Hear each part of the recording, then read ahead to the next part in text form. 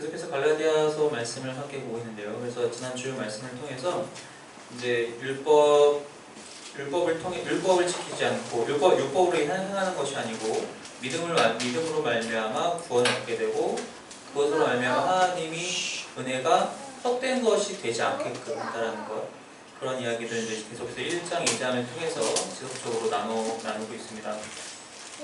3장에 오면서 이제 바울이 어떻게 얘기하고 있냐면은 3장 1절 읽자마자 조금 강한 어조가 나타나죠. 어리석도다. 갈라디아 사람들아 어리석도다. 왜 이렇게까지밖에 바울이 말할 수가 없느냐? 바울이 이미 확실하게 복음을 그들한테 가서 전했음에도 불구하고 그들이 지금 잘못된 가르침에 유혹당하고 미혹당하고 심지어 이미 넘어갔기 때문에, 그래서 그렇기 때문에 바울이 이런 표현까지 쓰고 있다는 거예요. 어리석도다 갈라디아 사람들아, 예수 그리스도께서 십자가에 못 박히신 것이 너희 눈앞에 밝히 보이거늘 너희가 이미 받지 않느냐? 라고 얘기하는 거예요. 근데 이건 사실 수사적 표현이죠. 무슨 뜻이냐면은 갈라디아에 있는 그리스도인들이 실제로 예수님의 십자가 처형 그날 그 장소에 있었다는 건 아니고, 그죠? 거기 있을 수가 없었겠죠, 당연히. 그때는 이들이 이방인 출신 그리스도인이기 때문에 거기까지 갈 일도 없었거니와. 그런데 사도 바울은 얘기하기를 너희 눈앞에 그것이 밝히 보이고 있다, 보였다 라고 이제 얘기를 하고 있어요. 무슨 뜻이냐? 사도 바울이 그들에게 복음을 증거했을 때 그 복음을 받아들이고 믿고, 그래서 예수 그리스도의 그 십자가 사건이 그들 앞에 눈으로 생생하게 보인 것처럼 그들의 복음을 믿게 되었다는 거예요. 그들이 사도 바울이 그 복음을 증거할 때 바로 그렇게 증거했고, 그들이 그 복음을 받아들일 때 그렇게 받아들였다는 겁니다.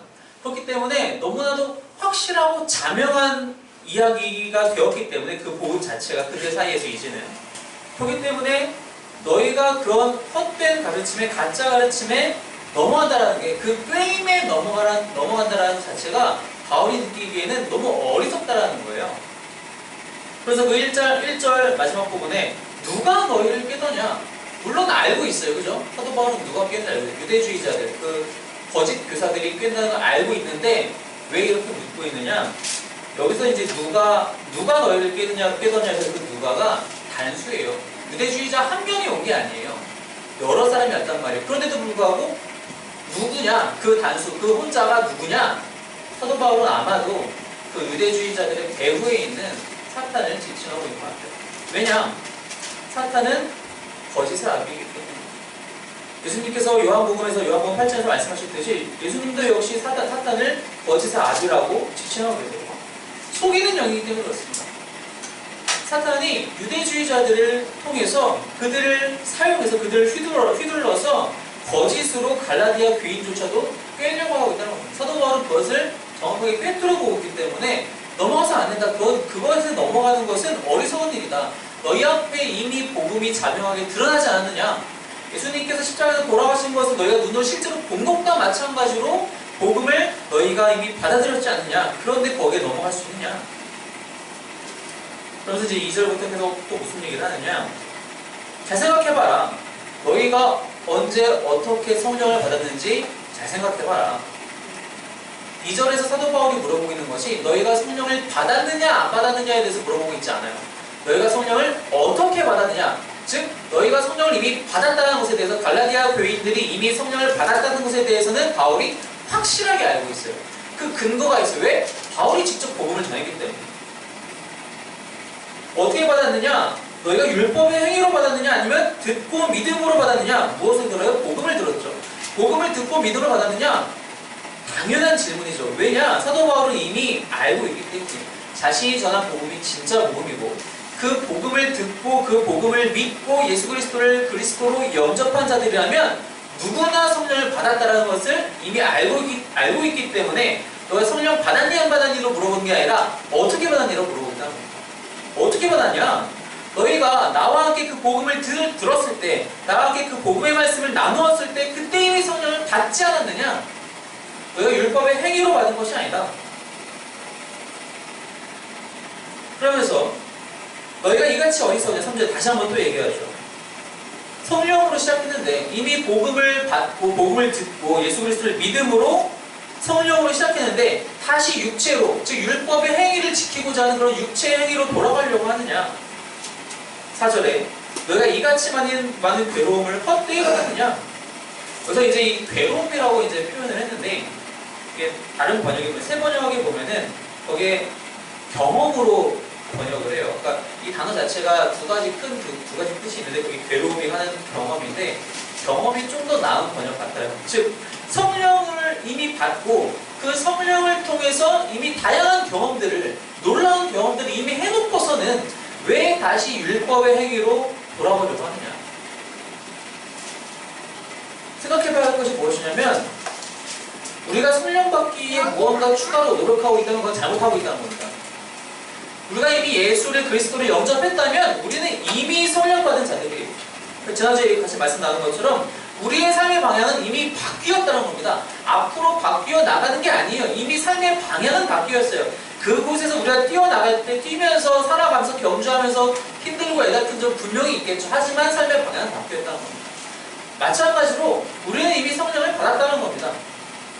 우리가 예수를 이미 그리스도로 고백하고 있잖아요. 사도 바울이 고린도서에서 얘기한 것처럼 예수를 그리스도로 고백하는 자들은 이미 다 성령을 받은 자들이라는 거예요. 성령의 도우심이 없이는 그럴 수가 없다는 겁니다.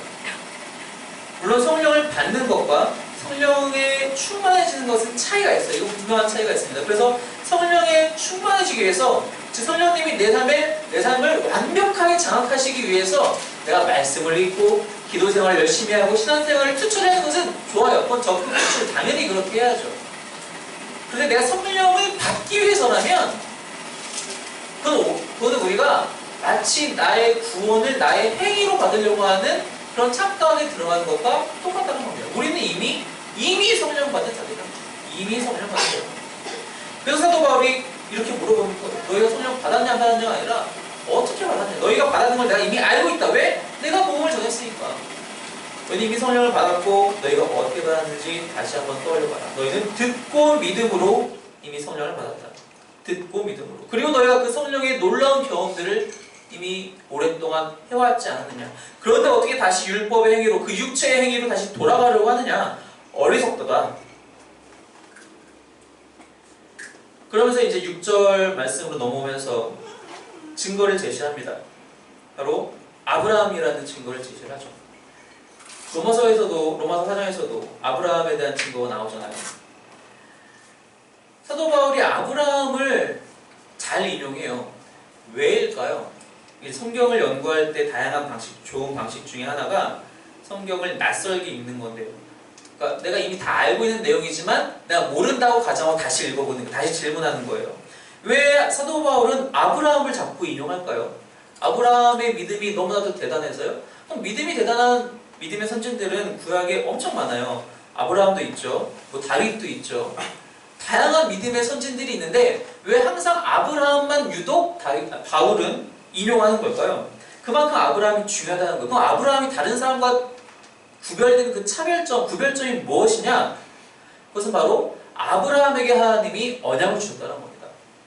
아브라함에게 하나님이 언약을 주셨다는 거예요. 우리가 알고 있다시피 창세기 12장에서 하나님이 그 수많은 사람들 중에 창세기 11장까지 그 타락한 노아 홍수 이후에도 여전히 타락한 그 세상 속에서 하나님이 유독 아브라함을 선택하셔서 그한테 언약을 주세요. 그 언약이 중요하기 때문에 아브라함을 바울이 계속 인용하고 있다는 거예요. 그 언약이 무엇이냐? 우리 한번 다시 창세기 12장을 한번 가서 잠깐 보도록 할게요. 창세기 12장 1절부터 3절까지 말씀 다들 아시는 내용이지만 눈으로 한번 다시 읽도록 하겠습니다.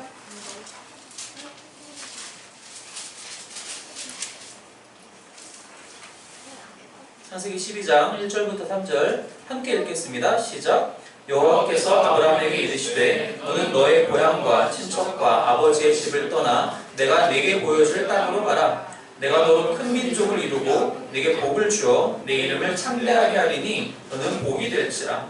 너를 축복하는 자에게는 내가 복을 내리고 너를 저주하는 자에게는 내가 저주하리니 땅의 모든 족속이 너로 말미암아 복을 얻을 것이라 하신지라. 이 아브라함의 언약의 내용을 다 보니까 하나님께서 여호와 하나님께서 아브라함에게 명령을 하세요. 이제 다 떠나서 내가 너에게 줄 땅 먹어라. 즉 땅을 주시겠다는 얘기죠. 그러니까 땅을 주시겠다는 얘기고, 현재 아브라함에게는 자손이 없어요. 아들 하나 없는 상태입니다. 지금 아직 이삭도 낳기 전이고 이스마엘도 낳기 전이에요. 그런데 아브라함에게 말씀하시기를 너로 큰 민족을 이루겠다는 얘기는 자손을 주시겠다는 얘기예요. 그리고 또 뭘 주시느냐? 복을 주겠다고 또 하세요. 그래서 너를 저주하면 내가 그를 저주할 것이고 너를 축복하면 내가 그를 축복하겠다. 여기에 이야기의 모든 주도권이 하나님께 있다는 것을 잘 기억하셔야 합니다. 아브라함이 노력으로 땅을 얻게 되는 것도 아니고, 아브라함이 노력으로 자손을 얻게 되는 것도 아니고, 아브라함이 노력으로 축복을 받고, 아브라함이 자신의 노력으로 자신을 좋아하는 사람한테 복을 주고 자신을 미워하고 싫어하는 사람한테 저주하는 게 아니라는 거예요. 이 모든 것의 주체자가 하나님이란 겁니다. 하나님이 땅을 주시고 하나님이 자손을 주시고 하나님이 복을 주시고 하나님이 아브라함과 함께하면 복을 주시고 아브라함과 함께하지 않는 대적하는 자들에게는 저주하신다는 거예요. 그게 하나님이 아브라함에게 주시는 언약입니다. 그 언약이 중요하다는 거예요. 왜 중요하냐? 하나님께서 이 언약을 통해서 하나님 나라를 이루고자 하시기 때문이라는 겁니다. 하나님의 나라를. 그렇기 때문에 사도 바울은 이 언약의 중요성 때문에 계속해서 아브라함을 인용하고 있다는 거예요. 그 이야기가 이제 6절부터 9절까지 계속 나올 겁니다. 근데 하나님이 아브라함을 어떻게 사용하셨느냐? 그리고 어떻게 그 아브라함이 우리에게 있어서 믿음의 조상이 되었느냐? 6절, 우리 오늘 본문에 6절 말씀 다시 가서 보니까 아브라함이 하나님을 믿음에 그것을 그에게 의로 정하셨다. 15장에 나오는 이야기거든요. 창세기 15장에. 아브라함이 먼저 믿어서 12장에 언약을 주셨나요? 아니에요. 아브라함이 하나님께 너는 의롭다로 인정받은 건 15장이에요. 12장에 아직까지는 아브라함이 그런 인정을 받지는 못했어요. 여전히 아브라함에 어떤 행위조차 없다는 겁니다. 그런데 하나님이 12장에 언약을 주셨고 그것을 아브라함이 믿으니까 그것으로 하나님께서 아브라함을 의롭다라고 여기셨다는 거예요. 아브라함이 어떤 행위를 한 것이 아니란 겁니다. 아브라함이 율법을 지켰는데 아니에요. 율법은 모세 때 나오죠. 아브라함이 할례를 지금 받았나요? 아니에요. 아브라함이 할례 받는 것은 이 시기 훨씬 더 이후예요. 그럼에도 불구하고 하나님은 아브라함을 의롭다 하셨는데 그것은 아브라함에게 주신 하나님의 언약을 아브라함이 믿었기 때문에 아브라함 너는 의롭다. 15장에서 그렇게 말씀하고 계시다는 겁니다. 그래서 바울이 7절에 그런즉 믿음으로 말미암은 자들은 아브라함의 자손이다. 그렇기 때문에 우리가 아브라함을 믿음의 조상이라고 얘기를 한다는 겁니다.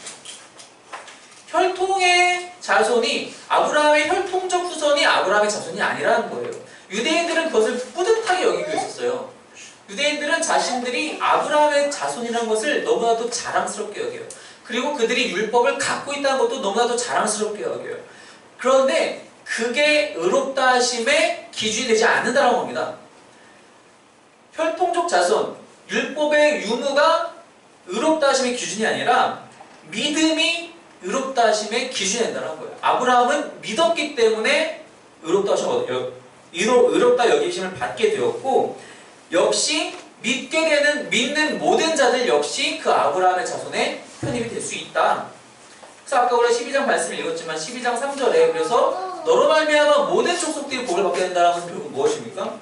이방인이라 할지라도 이 믿음이 있으면 아브라함의 자손이 되어 아브라함에게 주신 그 언약을 상속받게 된다는 겁니다.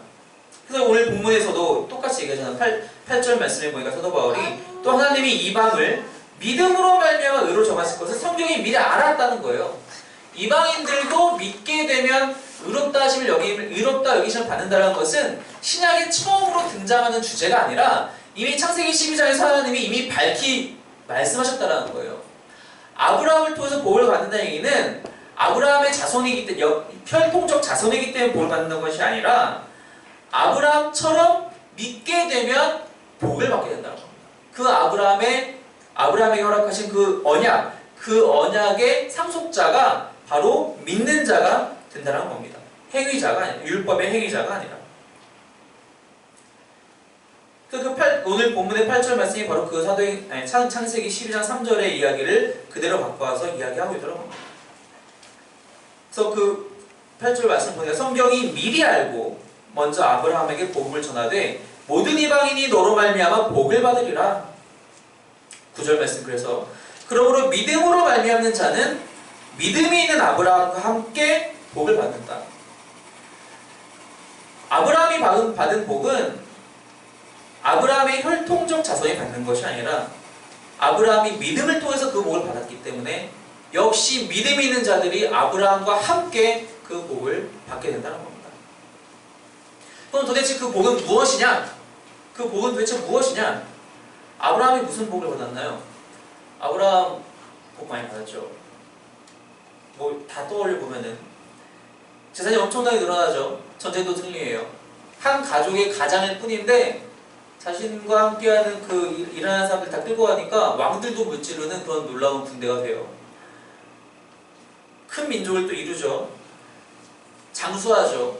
오래 살았어요. 요즘 기준으로 보면 많은 복이에요. 근데 그게 우리가 함께 아브라함과 함께 받게 된 복이냐? 그렇지 않다는 겁니다. 바울은 그것을 복이라고 얘기하고 있지 않아요. 바울은 물질적인 축복에 대해서 여기서 복으로 얘기하고 있지 않다는 거예요. 여기서 바울이 특별히 지칭하는 그 복은 무엇이냐? 바로 의롭다 여기심을 받는 거예요. 그리고 그렇게 되어서 성령을 받는 겁니다. 성령은 그리스도의 영이시죠. 성령은 거룩한 영이십니다. 성령의 거룩한 영인데 우리한테 오셨어요. 우리 안에 계세요. 어떻게 그게 가능하죠? 우리는 거룩한 존재가 아닌데 우리가 믿음으로 말미암아 하나님께서 이제는 우리를 너희는 이제 의롭다라고 칭하셨기 때문에 그게 가능해졌다는 거예요. 거룩한 영이 올 수가 없는데 원래는 우리가 믿음으로 말미암아 그 성령 하나님을 받게 되었다는 것입니다. 그것이 우리에게 복이 된다는 거예요. 그래서 결국 하나님께서 만들어 가시고자 하는 그 하나님 나라에 우리가 아브라함과 함께 믿음으로 편입되었다는 거예요. 그것이 복이라는 겁니다.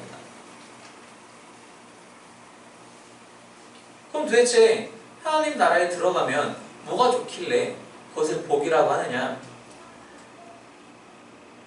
그러면 이제 단순하게 표현하면은 지옥은 안 가잖아요. 그러니까 복이죠. 라고 얘기할 텐데 사실 우리 중 누구도 지옥도 경험해 본 적이 없어요. 물론 사는 게 너무 힘들어서 사는 게 지옥이라고 수사적인 표현을 하긴 하지만 그렇다고 우리가 진짜 지옥을 경험해 봤나요? 가보지도 않았어요. 안 좋다는 건 나쁘다는 건 정말 말 그대로 죽음이라는 건 알고 있죠.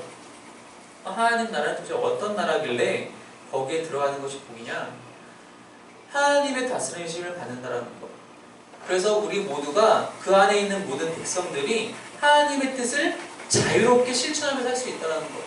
하나님의 말씀이 나한테 전혀 거칠 것이 되지 않는다는 거예요. 하나님의 명령이 나한테 전혀 거칠게 되지 않는다. 나에게 장애물이 걸림돌이 안 된다는 거예요. 하나님이 이웃을 사랑하라고 말씀하셨어요. 근데 우리가 이웃을 사랑하는 게 지금 자유롭나요? 자연스럽게 이웃을 사랑하고 있나요? 아니에요. 사람들 사이의 관계가 너무나도 어렵고 복잡하잖아요. 정말 미워 죽겠어 라는 말 우리 종종 하잖아요. 너무 미운데 쟤도 하나님 믿어. 다시 천국 가면 만나는 거 아니야? 하나님께서 너희가 이웃을 내 몸과 같이 사랑하고 하셨을 때 그 말씀을 지키는 것이 우리 안에 더 이상 걸림돌이 안 되고 내가 그 사람을 이제 미워하는 것이 아니라 너무나도 자연스럽게 사랑하게 되는 거예요. 관계 회복이 일어나요. 신뢰가 생겨나요. 서로가 서로를 돕게 돼요. 그것으로 자연스럽게 하나님을 찬양하게 되고 자연스럽게 우리의 모든 삶이 하나님을 향한 예배가 되고 하나님의 영광이 돼요. 그게 하나님 나라예요. 그게 하나님 나라. 얼마나 좋습니까? 지금 현재 우리의 삶은 어떤가요? 그렇지 않아요.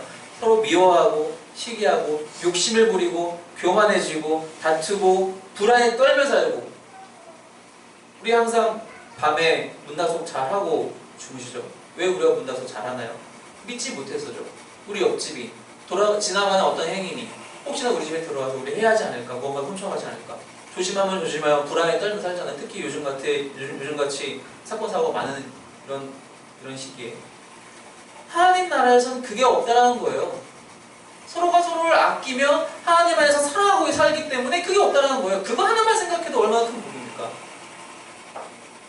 내가 돈을 쌓아놓고 사는 것이 복이 아니라 내가 하나님 나라에 들어가면은 정말 국가에 쌓아서 넘치도록 돈을 쌓아놓기 때문에 내가 그게 복이 아니라 하나님의 통치하심에 하나님의 말씀을 지키기 위해서 지키며 살아가는 것이 너무도 자연스럽고 즐거워지는 것. 그 복을 우리가 어떻게 받느냐? 믿음으로, 오직 예수를 그리스도로 믿는 그 믿음으로 하나님이 이 모든 구원을 이미 계획하셨고 이미 역사하시고 완성하셨다는 그 사실을 믿는 믿음으로 아브라함과 함께 아브라함의 영적 자손이 되어서 그 복을, 그 언약을 상속받는 그런 하나님의 백성이 이미 되었다는 겁니다.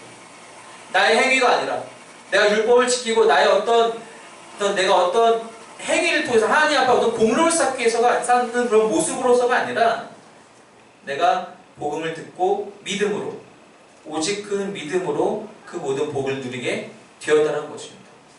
그 복을 누리는 그 실천이 바로 이 교회에서 그리고 우리의 삶의 자리에서 나타날 수 있어야 된다는 것입니다. 그래서 교회를 우리가 하나님의 나라라고 하잖아요.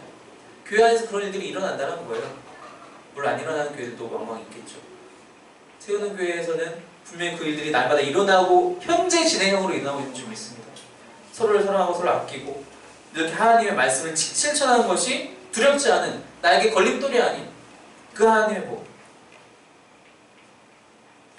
너희가 성령을 받은 것이 율법의 행위로냐 아니면 듣고 믿음으로냐, 우리가 항상 되짚어 봐야 된다는 것입니다. 내가 성령을 받는 것을 내가 어떤 행위를 통해서 하고자 한다면 잘못된 것이라고. 이미 우리는 성령을 받았으며 그 성령 하나님께 우리의 모든 삶을 내어 맡겨서 그 성령 하나님의 주장하신 대로 살아가는 것. 그래서 하나님의 나라를 이루어나는 것. 우리가 아브라함의 혈통적 자손이 율법의 유무가 아브라함의 자손이 아니라 믿음을 갖고 있는 사람들, 믿음으로 의롭다 여기심을 받은 자들이 그 아브라함의 자손이라는 것, 그 하나님 나라를 유업으로 받는 상속받는 상속자라는 것을 날마다 기억하시면서 그 나라를 여기서 살아가시는 저와 여러분 되시기를 주님의 이름으로 축원합니다. 함께 기도하겠습니다.